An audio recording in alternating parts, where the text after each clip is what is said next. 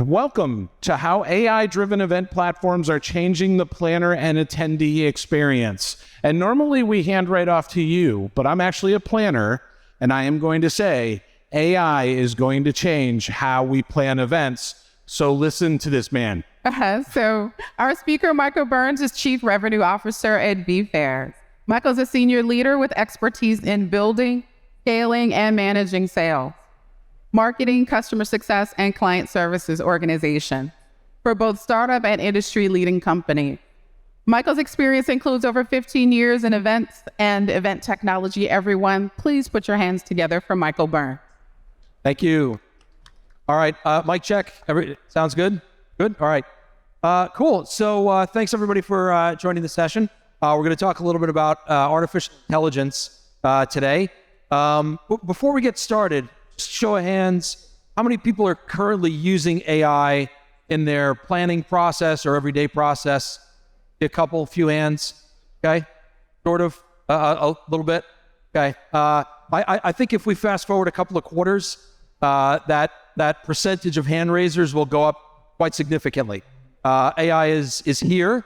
It's changing all jobs and all professions, and ours is no different. If we go to the next slide, please. So AI is at an all-time high. It's a new technology, so that's kind of an easy benchmark to pass, right? It was non-existent not too long ago. But if you think about the adoption curve of AI compared to other technologies, fast-growing technologies, using ChatGPT as the example, ChatGPT launched November 2022. It reached 1 million users in 5 days. And it reached 100 million users by January, right? So if you look at other massively adopted organizations or technologies like Netflix or Airbnb or Twitter, right, it took many, many multiples of that time frame for them to get that kind of adoption. So this is, again, something that is relatively egalitarian, right? So anybody could use ChatGPT, right? It's easy to use. It doesn't require a significant investment. And the adoption is skyrocketing. If I think about AI or any technology really for event planners, we see a lower adoption curve typically when new tech comes to the market, right? I think at my early years in the event technology space, back in 2008, 2009, online registration was not something that everybody was using, right? Landing pages were still kind of novel, right? And these were technologies that people were using in other industries very, very widely. I think AI will be different and that the uptake, or the take rate, I should say, the event space will be just as high as other industries. Go to the next slide, please. And I think the reason for that, and I was talking to Keith about this right before coming up to speak, is most technology that's being brought to market for our space, it's either about data collection or the attendee experience. And AI does that. We'll talk about that in a little bit. But in my opinion, AI is really game-changing because it focuses not just on what we're trying to achieve, but on the work itself, right? It really impacts the planner at a very deep level across the entire spectrum of what they're doing in the planning phases. So where we're seeing it starting to get used more and more now is in a few different parts of the life cycle. Which is right now at the early adoption phase. So we're seeing accelerated promotional campaigns, right? And BFairs, I'll talk about this a little bit, but BFairs just recently launched AI-enabled marketing solution on our platform. And this is where people are starting to really begin to adopt, right? So promotional campaigns, writing emails to different attendee types, building out sequences or sequential messaging. And this is something that most marketers, B2C and B2B marketers, have been doing for quite some time, right? Personalized emails at scale, looking at building audience segments, looking at content that's going to convert down funnel. And that's been very difficult for event planners to really do because we're just so pulled and pressed for time. So the ability to have an assistant, essentially, do this for us and allow us to see some of the same benefits, results that marketing has been seeing with sophisticated personalized promotion is becoming a reality. The next piece, which I think is just going to continue to change, is content creation. So the early phases of content creation that we're seeing for planners right now is emails, promotional content, right? Social posts, things of that nature, but also things like speaker bios, right? I'll do another quick poll, but show of hands for the planners. How many people have chased around speaker bios and sent multiple emails or went on LinkedIn trying to write the blanking thing, right? And it takes forever, right? And we're trying to chase people for these. How much easier would it be to just have an auto-generated speaker bio that's accurate that you could just send to a speaker for approval instead of trying to chase them for their bio, right? Massively game-changing. That's just one small little thing that's being implemented. On the content creation side as well, we were talking about abstracts, right?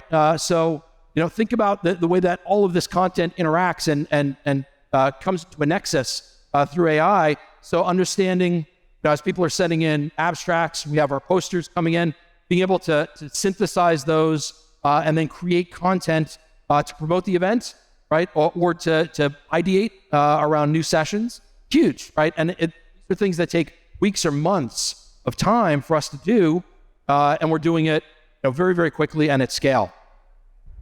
I think the next piece, which has always been, in my mind, kind of the holy grail of events, is how do you extend the experience after the day? And at vFairs, we're a virtual platform, so we have an extended event experience, right? And people are able to access the event website and really interact, which is great. But really extending that experience, the content, and for those of us who produce events that are revenue generating, continue to convert after the day is really, really important. So AI is going to help us repurpose content. And again, taking cues from marketing, the same way marketing will take a white paper, right? Or a long form piece of content and break it up into 3 infographics, 7 blog posts, a bunch of emails. We're able to do the same now with event content, right? Look at the aggregate of all the sessions, look at the content, understand where people are really engaging, and then produce, again, at scale, quickly, content that we know is going to extend that experience after the event dates are over, right? And that I think is significantly game-changing. It makes what we do not just important intrinsically, which it is, but it elevates the event marketing or the event experience to probably the most critical conversion mechanism or channel that any company is going to be able to use. If we're extending that experience through the event and to the post-event experience for our attendees. And then the last piece, and this, having been in event tech for a long, long time, this is always the conversation is, where's the data? How good is the data? What can I do with the data? And AI is going to be game-changing there as well, right? So looking at different conversion points throughout the course of the event, really aggregating things like sentiment analysis, understanding next generation heat mapping, for instance, are all things that AI is going to be able to bring. And then putting that data together in a way that's consumable and actionable is also incredibly important, right? So we all have data visualization platforms, right? We're all using event technology. There's built-in data layers or data components, but the ability to really take those data points, normalize them, and then really act on them with prescriptive elements coming from the AI is again going to be very, very game-changing. If we look at the next slide, that's me. So a little bit about me. I didn't do much of an intro. So I've been in the industry, both as an organizer and most recently as an event technology vendor for about 15 years. So I started my career at a large B2B conference company and then did a startup in the B2B conference space before going into the dark side of being a tech vendor. And I've seen a lot, and I've seen a lot of promises made across the technology ecosystem. And I've seen some challenges and ups and downs in this industry that have really driven innovation. And I think this is relevant because we are at this inflection point with AI that I think we could look at past experiences and draw some parallels. So when I had my conference business, we started it in 2006, and we grew really, really quickly. And how many of us were planning conferences in 2008, 2009? Anybody remember those days? Was that tough? Not for me. We almost went out of business. And what I learned, what my company learned in those days was really how to convert, right? How to get really, really accurate on the value that we were bringing to our sponsors, providing an enhanced experience, and really streamlining our planning process, right? We also had to learn to do more with less, right? That was the first time that I experienced in my career team reductions, right? And it didn't come with revenue reductions or target reductions. We had to do a lot more with a lot less hands. We had to think about efficiency in a different way.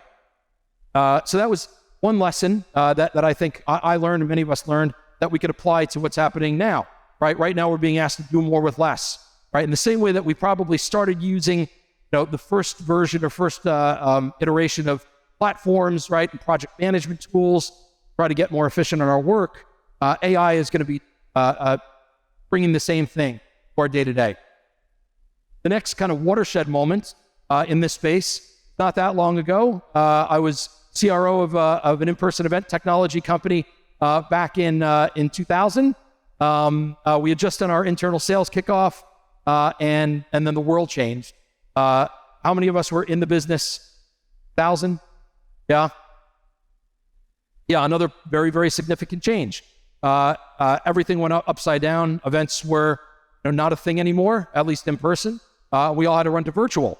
Now at vFairs, obviously, we were the beneficiaries of a lot of that move, right? Being the highest rated virtual platform on the planet. But it caused us as planners and as industry participants to think differently about how we could, again, drive more value and do more with less. So we started thinking about additional tech-enabled solutions, right? Started looking at virtual platforms. We started thinking about different ways that we can, again, add value to sponsors, stakeholders, and that was all about data, right? You had to prove return on investment for your sponsors, stakeholders, in order to get them to sit through yet another virtual environment, right? Another Zoom call or webinar, right?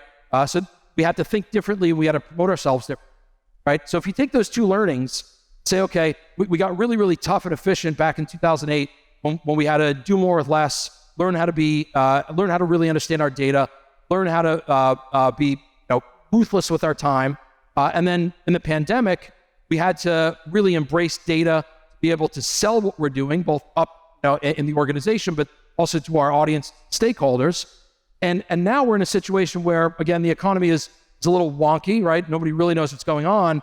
But we could take those lessons and apply them to this new technology that's being given to us, right, or provided to us, and double down on efficiency, double down on data, and really change the way that we're perceived as a business and an industry. We go to the next slide. So I'll talk a little bit about what we're experiencing. So we came out just in February with the first AI-enabled components of our platform, and as I said, we started with marketing, right? So we use ChatGPT embedded in the system, and it allows our customers to create those promotional emails, social posts, create speaker bios, as we talked about. So at first, I said, okay, this is a really great differentiator for us, right? People are going to get excited about. And another past experience came to mind when Bluetooth technology and RFID chips and badges came out in 2015, 16, 17. And man, it was so hot to talk about. And everybody loved talking about it, but not a lot of people used it. And those that did found a lot of issues with it. And what I found was that it was a great differentiator to have it, right? It made conversations interesting, drove a heck of a lot of leads. But it was still all about the core technology that we were providing. So my first thought when we brought this AI product to market was, is this going to be another Bluetooth badge, right? Are people going to say, man, that's really, really cool, get excited about it, want to talk about it, we'll demo the heck out of it, and then nobody's going to use it. And I'm not surprised, but I'm very, very pleased that people are really using this stuff because it's easy and it's cheap and it affects the work and not just the output, right? It's very immediate. So across our customers that have used this, we're seeing everybody, literally every customer that's activated this, writing personalized emails based on different segments in their attendee stakeholders, right? So they're actually doing sequential messaging to registrants, right? Huge. It's not super sophisticated yet across the board. Some people are a little more advanced than others, but everybody's doing segmentation, right? And it's not just the one registration, right? That is massive, a game changer for this industry. The other thing that people are using, not quite the 100% adoption that we see on the email stuff, but social posts, right? It's important, I think, to have a technology provider that has integration, so you're not then going and manually posting to LinkedIn and stuff like that. But we're seeing the number of social posts that are coming through our platform skyrocket, and most of those are being written by AI, right? So now we're segmenting the audience. People are using tried and true marketing techniques to convert at a higher rate, and we're extending the net by not just doing email marketing to the database, but actually extending through social posts, which we've been doing for a long time, but having a personalized, curated, and automated way to post is huge. We'll start to see the trailing indicators of increased registration flows. I think it'll be a couple of months to see that, but I expect that trailing KPI of increased registration to start to really climb. We're also hearing, and this is more anecdotal, but we're hearing from everybody how much time it's saving them, right? And for some people, that means now I get to eat dinner with my family twice a week instead of no times a week. For some people, we're hearing that, my team got cut by 50%.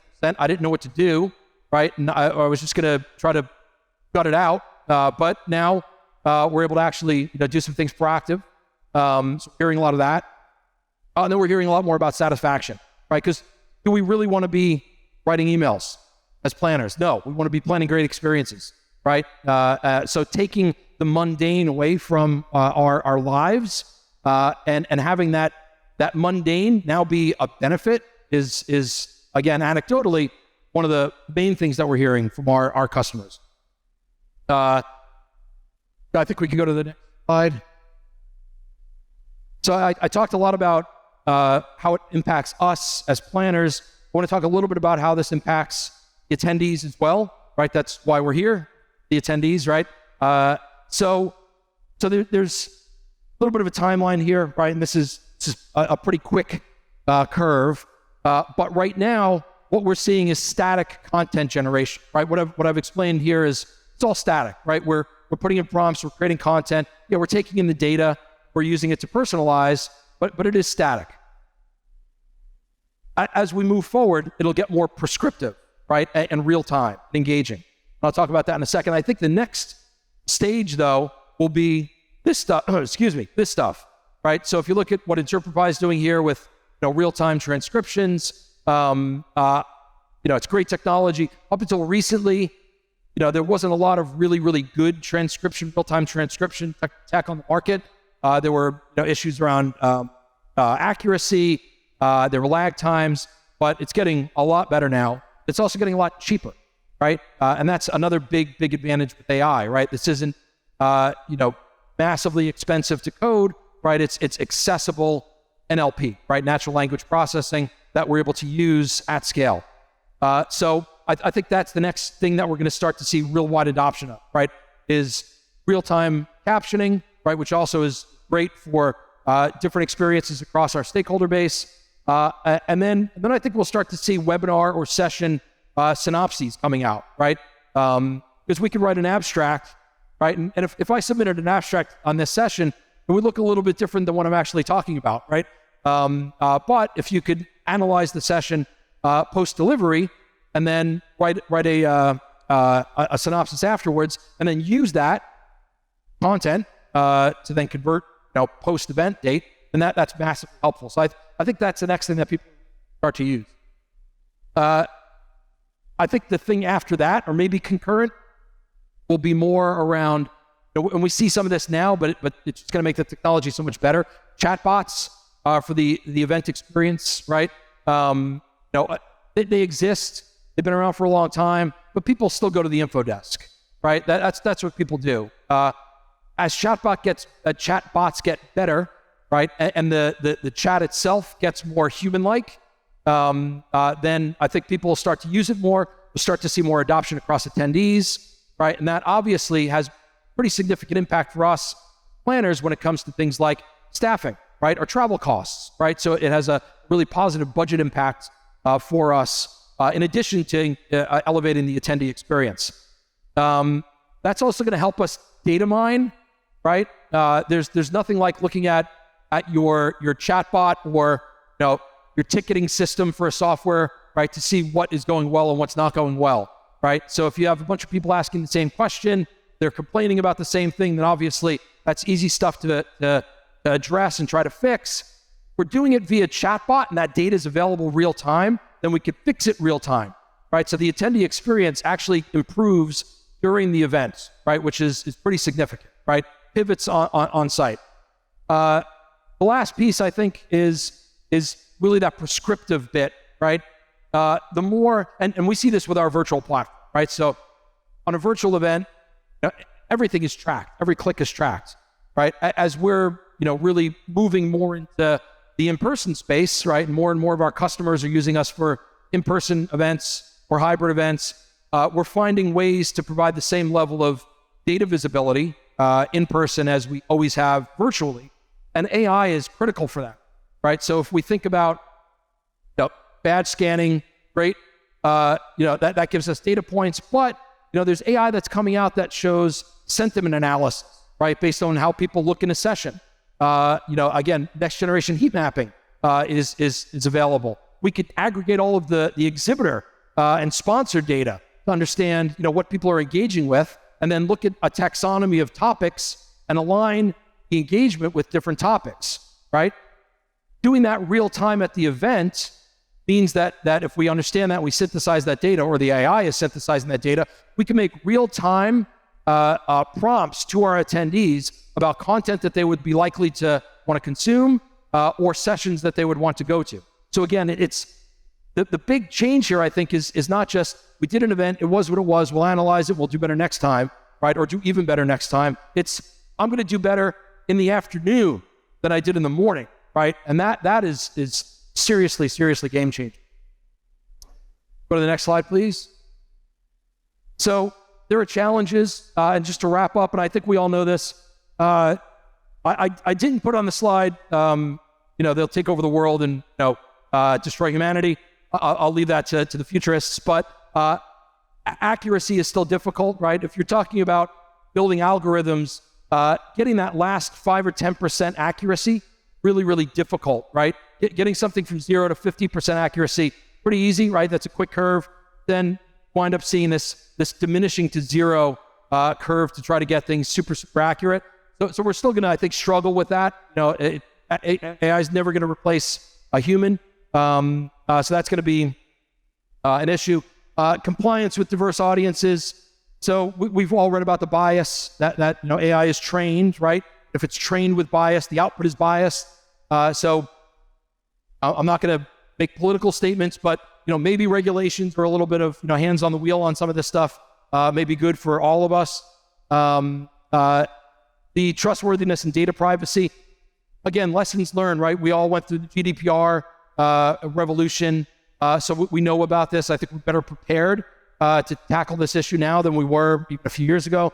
And then adoption, right? And I think this is kind of the takeaway is I'm so excited about AI because I have not seen planners adopt technology at this rate ever. And it's just so exciting. I have goosebumps now talking about it. So exciting for me to see because what we do is so important and we haven't really taken hold of everything that we have to offer or everything that's been offered to us from a technology standpoint. But now finally there's tech that helps us with the work, not just outputs.